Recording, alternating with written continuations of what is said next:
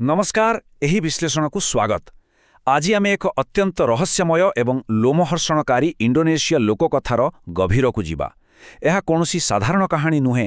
यह एमिति एक आकृतिर कहानी जी मृत्युर कफन आवृत होई अंधारे नीरवरे अपेक्षा करिथाए। भाविले ही देह शीतई उठुची ना। तेणु आज आमे एही लोककथार प्रत्येकटी दिगकू तिक्रिखी करी परखिबा एवं एहा पछरे लुचि रहिथिबा भयंकर मानसिक सत्यकू खोजी बाहर करिबा। आसंतु बिना विलंबरे एही रहस्यर पर्दा उठाइबा। ठीक अछि, आसंतु एहार गभीर को जीवा। आजकू प्राय 20 वर्ष तलर कथा। टिके कल्पना करंतु, मध्यरात्रिर समय गोटे संपूर्ण निछाटिया एवं अंधकार कबरस्थान। चारिआडे एक मृत्युसम निस्तब्धता छाई रहिछि। सेठारे दलाई नामक जणे व्यक्ति गभीर भय एवं अपराध बोधरे थरी थरी एक गात खोडुछंती। तांको पाखरे कफनरे कसी करी बंधा होइतिबा एक शव पड़िछि। से कांदी कांदी कहुछंती, मोते क्षमा करिदे भाई, मोरी भूल पाई तोर जीवन गला।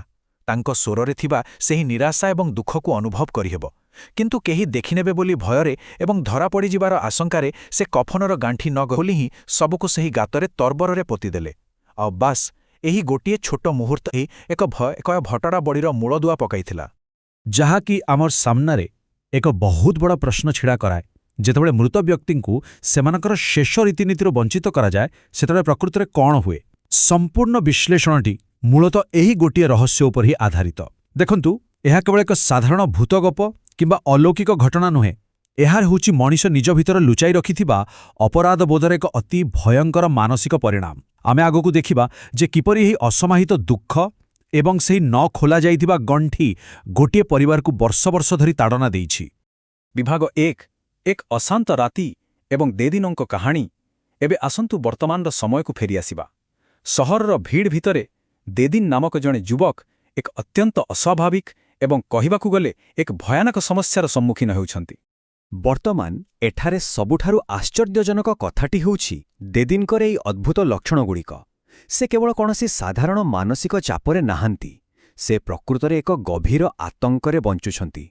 भाबंतु तो, विगत 1.5 मास धरी से निज झरका बाहरे कफनरे आच्छादित थिबा एक आकृति देखुछंती, जे कि तांकु स्थिर दृष्टिरे चाहि रहुछि।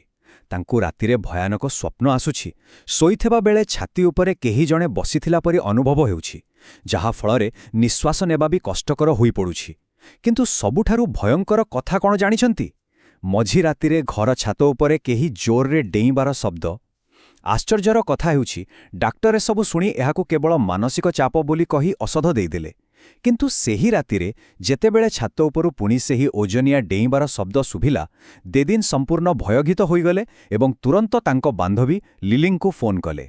सबु शुणिबा परे लिली एक बहुत गुरुत्वपूर्ण परामर्श देले। से कहिले जे सहरर एही एकाकीपण देदिनकू पागल करदेब, तेणु से किछि दिन पई निज गाँकू फेरीजिब उचित। एवं तांकर सेही गाँ हेउछि एक दुसुन। दुसुन कहिले साधारणतर इंडोनेशियार एक अति छोट बस्ती बा ग्रामकू बुझाए। एठारे साधारण गाँ अपेक्षा बहुत कम घर थाए एवं एहा चारिआडू घंच प्रकृति और अंधारुआ जंगल द्वारा घेरी रही थाए। निज पितांक मृत्यु परे देदिन विगत 15 वर्ष धरी केबे भी निज जन्ममाटीकू फेरी नथिले। सेही जागा सह तांकर अनेक कष्टदायक स्मृति जड़ित अछि। किंतु वर्तमान निजर एही मानसिक एवं अलौकिक समस्यारू मुकुली शांति खोजिबा पई तांकू बाध्य होई सेठाकू जिबाकू पड़िबो। विभाग 2 दर्शनकू प्रत्यावर्तन। एबे आरंभ हेउछि अतीत सह सीधासळक सामना। परदिन देदेन गोटिए बस धरी निज गाँ अभिमुखे बाहरिले। धीरे धीरे संजय नई आसुथाए। बसटे एकाकी सेही घंच अंधारुआ जंगल रास्तारे आगेई चली थाए। परिवेशरे एक अस्वाभाविक छाती थराई देबा भଳି नीरवता छाई जाइथाए। सेही निशांत जंगलिया रास्तारे जाउथिबा समयरे अंधार गछगुड़िक मध्यरे देदिन हठात एक चमकाई देबा भरी दृश्य देखिले। एक धड़ा कफनरे आवृत आकृति संपूर्ण स्थिर होई जंगल भितरे ठिया होइथिला। तार कोनोसी मुह नथिला, किंतु तार उज्जवल आखिगुड़िक बसकू अतिक्रम करिवार स्थिर दृष्टिरे देखुथिला। बापरे, एही दृश्य देदिनंक शरीररे एक सिहरण खेलाइदेला। राति प्राय 9टा बेले से बसरू ओह्लाई निज घरकू चाली चाली जाउथांती। बाटरे पड़ुथिबा पुराणा कबरस्थान निकटरे से आउ एक दृश्य देखिले, जहा तांको होश उड़ाइदेला। गोटिए नुहे बरं एकाधिक कफन आवृत शव निर्जीव होई छिड़ा होइछंती एवं केवल तांकू ही देखुछंती। एही निस्तब्ध एवं रहस्यमय दृश्य तांकू भितरु संपूर्ण रूपे दोहलाई देइथिला। ଏବଂ ଏହା ଅତି ଚମତ୍କାର ଭାବରେ ଦର୍ଶାଉଛି ଯେ ଏକ ପରିବାରରେ କିପରି ସମାନ ଭୟ ପିଢ଼ି ପରେ ପିଢ଼ି ଚାଲି ଆସିଛି। ଦେଖନ୍ତୁ, ଘରେ ପହଞ୍ଚି ଖୁଡ଼ୀଙ୍କୁ ଭେଟିବା ପରେ ଦେଦିନ ଏକ ଆଶ୍ଚର୍ଯ୍ୟଜନକ କଥା ଜାଣିବାକୁ ପାଇଲେ। ତାଙ୍କ ଦାଦା ଦଲାଇଙ୍କର ମାନସିକ ଅବସ୍ଥା ସମ୍ପୂର୍ଣ୍ଣ ବିଗିଡ଼ି ଯାଇଛି।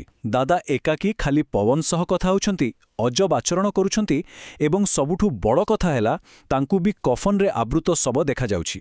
ଠିକ୍ ସେହିପରି ଦେଦିନ ମଧ୍ୟ ସହରରେ ନିଜ ଝରକାରେ ସେହି ସମାନ କଫନ ଆବୃତ ଆକୃତି ଦେଖୁଥିଲେ, ଭୟାନକ ସ୍ୱପ୍ନ ଦେଖୁଥିଲେ ଏବଂ କେହି ଜଣେ ନଜର ରଖିଥିବାର ଅନୁଭବ କରୁଥିଲେ। ଉଭୟ ଏକା ପ୍ରକାର ଅଲୌକିକ ଏବଂ ମାନସିକ ଯନ୍ତ୍ରଣା ଭୋଗୁଛନ୍ତି। ଏଥିରୁ ସ୍ପଷ୍ଟ ଜଣାପଡ଼ୁଛି ଯେ ଏହା କୌଣସି ସାଧାରଣ ରୋଗ ବା ଚାପ ନୁହେଁ, ଏହା ହେଉଛି ଏକ ଗଭୀର ପାରିବାରିକ ଅଭିଶାପ। ବିଭାଗ 3 ରହସ୍ୟ ଉନ୍ମୋଚନ। ଏବେ ଆମେ ପୋକୁଙ୍ଗର ପ୍ରକୃତ ସତ୍ୟ ଜାଣିବାକୁ ଯାଉଛୁ। ସେହି ରାତିରେ ଦେଦିନ ଅଧା ନିଦରୁ ଶୋଇଥିବା ବେଳେ ତାଙ୍କ ଝରକାରେ ପୁଣି ସେହି ଭୟଙ୍କର ଆକୃତି ଦେଖାଦେଲା। ଆଉ ତାପରେ ହଠାତ୍ ଏକ ପ୍ରଚଣ୍ଡ ଶବ୍ଦ ସହ ଘରର କବାଟ ଖୋଲିଗଲା। ଦାଦା ଦଲାଇ ହାତରେ ଗୋଟିଏ ବାନ୍ଦୁକ ଧରି ଗର୍ଜନ କରି ସେହି ଆକୃତି ଆଡ଼କୁ ପାଗଳଙ୍କ ପରି ଦୌଡ଼ିଲେ। ମୁଁ ତୋତେ ଆଜି ଛାଡ଼ିବି ନାହିଁ ବୋଲି ଚିତ୍କାର କରି ସେ ତା ଉପରକୁ ଆଖିବୁଜା ଗୁଳି ଚଳାଇବାକୁ ଲାଗିଲେ। କିନ୍ତୁ କିଛି ଲାଭ ହେଲାନି। ସେଇ ଆକୃତିଟି କ୍ଷିପ୍ର ଗତିରେ ଆସି ଦାଦା ଦଲାଇଙ୍କୁ ସେହି ଅନ୍ଧାର ଜଙ୍ଗଲ ଭିତରକୁ ଘୋଷାଡ଼ି ନେଇଗଲା। କିଛି କ୍ଷଣ ପରେ ଜଙ୍ଗଲ ଭିତରୁ କେବଳ ତାଙ୍କର ଏକ ଭୟଙ୍କର ହୃଦୟ ବିଦାରକ ମୃତ୍ୟୁ ଚିତ୍କାର ଶୁଭିଲା। ବସ୍, ସବୁ ଶେଷ। ଏହି ରୋମାଞ୍ଚକର ଏବଂ ଲୋମହର୍ଷଣକାରୀ ମୁହୂର୍ତ୍ତ ପରେ ଆମ ମନରେ ଏହି ଗୋଟିଏ ପ୍ରଶ୍ନ ଉଠିବା ସ୍ୱାଭାବିକ ନୁହେଁ କି ସେହି ଆତ୍ମା କାହିଁକିରା ଫେରିଆସିଲା ଏବଂ କଫନରେ ଆବୃତ ସେହି ଆକୃତି ପ୍ରକୃତରେ କିଏ? ଦାଦାଙ୍କର ଏପରି ଅସ୍ୱାଭାବିକ ମୃତ୍ୟୁ ପରେ ଦେଦିନଙ୍କ ଖୁଡ଼ୀ ଯେଉଁ ନିଷ୍ଠୁର ସତ୍ୟର ଉନ୍ମୋଚନ କଲେ, ତାହା ଶୁଣିଲେ ସତ କହୁଛି ଯେ କେହି ବି ସ୍ତବ୍ଧ ହୋଇଯିବେ। ତାହା ଥିଲା ଆହୁରି ହୃଦୟ ବିଦାରକ। ତେଣୁ ଏଠାରେ ସବୁଠାରୁ ଗୁରୁତ୍ୱପୂର୍ଣ୍ଣ କଥାଟି ହେଉଛି ପୋକେଂ ଶବ୍ଦର ପ୍ରକୃତ ଅର୍ଥ ବୁଝିବା। ଇଣ୍ଡୋନେସିଆର ଲୋକକଥା ଅନୁଯାୟୀ ପୋକେଂ ହେଉଛି ଏକ ଏପରି ମୃତ ବ୍ୟକ୍ତିର ଆତ୍ମା ଯାହାକୁ କବର ଦେବା ସମୟରେ ତାର କଫନର ଗଣ୍ଠି ଖୋଲାଯାଇନଥାଏ। ଲୋକଙ୍କର ବିଶ୍ୱାସ ରହିଛି ଯେ ମୃତ ବ୍ୟକ୍ତିର ଆତ୍ମା କଫନ ଭିତରେ ହିଁ ବନ୍ଦୀ ହୋଇ ରହିଯାଏ, ତେଣୁ ସେ ମୁକ୍ତି ଖୋଜିବା ପାଇଁ ଡେଇଁ ଡେଇଁ ଫେରିଆସେ। ଆଉ ଏଠାରେ ସବୁଠାରୁ ବଡ଼ ଏବଂ ସାଂଘାତିକ ରହସ୍ୟଟି ହେଉଛି ସେହି ପୋକିଂ ଆଉ କେହି ନୁହେଁ ବରଂ ନିଜେ ଦେଦିନଙ୍କର ମୃତ ପିତା ଥିଲେ। ବିଭାଗ 4 ଏକ ଦୁଃଖଦ ରହସ୍ୟ ଏବଂ ଅତୀତର ଭୁଲ। ବର୍ତ୍ତମାନ ଆମେ କେବଳ ଭୟରୁ ବାହାରି ଗୋଟିଏ ପରିବାରର ଗଭୀର ଦୁଃଖ ଏବଂ ଲୁକାୟିତ ରହସ୍ୟ ଆଡ଼କୁ ଗତି କରୁଛୁ। ଏହି ଅଭିଶାପ କିପରି ସୃଷ୍ଟି ହେଲା ତାହାର ମୂଳ ବହୁତ ପୁରାଣା ଏବଂ ଅତ୍ୟନ୍ତ କଷ୍ଟଦାୟକ।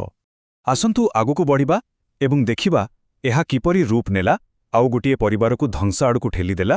କଥାଟା ହେଉଛି 20 ବର୍ଷ ପୂର୍ବର। ଦଲାଇ ନିଶାସକ୍ତ ଅବସ୍ଥାରେ ଜଙ୍ଗଲରେ ଗଛ କାଟୁଥିବା ବେଳେ ତାଙ୍କର ଗୋଟିଏ ମାରାତ୍ମକ ଭୁଲ ଯୋଗୁଁ ଏକ ବିରାଟ ଗଛ ତାଙ୍କର ନିଜ ଭାଇଙ୍କ ଉପରେ ପଡ଼ିଯାଇଥିଲା। ଘଟଣାସ୍ଥଳରେ ହିଁ ତାଙ୍କ ଭାଇ ଅର୍ଥାତ୍ ଦେଦିନଙ୍କ ପିତାଙ୍କର ମୃତ୍ୟୁ ହୋଇଥିଲା। ଏହି ଘଟଣାର ଠିକ୍ 15 ବର୍ଷ ପରେ ଦେଦିନ ଏକ ନୂଆ ଜୀବନ ଆରମ୍ଭ କରିବା ଆଶାରେ ସହରକୁ ଚାଲିଯାଆନ୍ତି। କିନ୍ତୁ ଅତୀତ କ'ଣ ଏତେ ସହଜରେ ପିଛା ଛାଡ଼େ?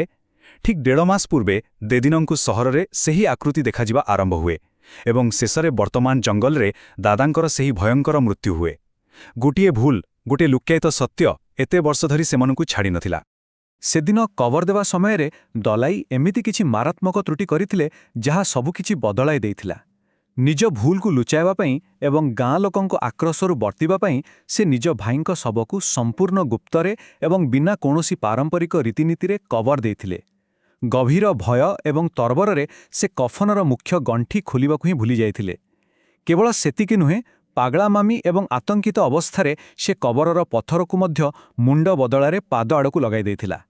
ଏହି ତ୍ରୁଟିପୂର୍ଣ୍ଣ ଏବଂ ଅସମ୍ପୂର୍ଣ୍ଣ ରୀତିନୀତି ହିଁ ସେହି ପୋକଙ୍ଗକୁ ଜନ୍ମ ଦେଇଥିଲା, ଏକ ଏପରି ଆତ୍ମା ଯିଏ କେବେ ଶାନ୍ତି ପାଇପାରୁନଥିଲା। ଏଠାରେ ଖୁଡ଼ୀଙ୍କର ଗୋଟିଏ କଥା ସମ୍ପୂର୍ଣ୍ଣ ଘଟଣାର ହୃଦୟସ୍ଥଳୀ ଅଟେ। ସେ କାନ୍ଦି କାନ୍ଦି କହିଥିଲେ ସେ ପ୍ରତିଶୋଧ ଚାହୁଁନଥିଲେ, ସେ କେବଳ ଚାହୁଁଥିଲେ ଯେ ସତ୍ୟ ସାମ୍ନାକୁ ଆସୁ। ସତ କହିବାକୁ ଗଲେ ସେହି ଆତ୍ମା ଦେଦିନଙ୍କୁ କ୍ଷତି ପହଞ୍ଚାଇବାକୁ କିମ୍ବା ତାଙ୍କୁ ଡରାଇବାକୁ ଆସିନଥିଲା। ସେ କେବଳ ଚାହୁଁଥିଲା ଯେ ତାଙ୍କ ପୁଅ ଜାଣୁ ତାଙ୍କ ପିତାଙ୍କ ମୃତ୍ୟୁର ପ୍ରକୃତ କାରଣ କ'ଣ ଥିଲା। ଏହା କୌଣସି ରକ୍ତମୁଖା ଭୂତର କାହାଣୀ ନୁହେଁ, ଏହା ଥିଲା ଲୁଚାଯାଇଥିବା ସତ୍ୟର ଏକ ଆର୍ତ୍ତନାଦ।